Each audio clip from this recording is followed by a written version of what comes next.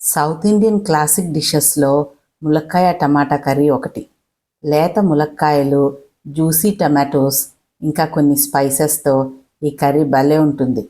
ఈ కర్రీ అన్నంలోకి, చపాతీలోకి కూడా చాలా బాగుంటుంది.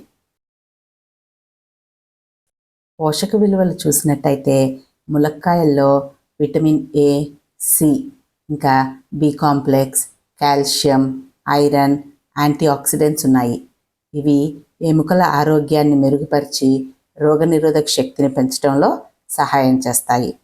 టమాటాల్లో లైకోపీ అనే శక్తివంతమైన యాంటీ ఆక్సిడెంట్ ఉంది.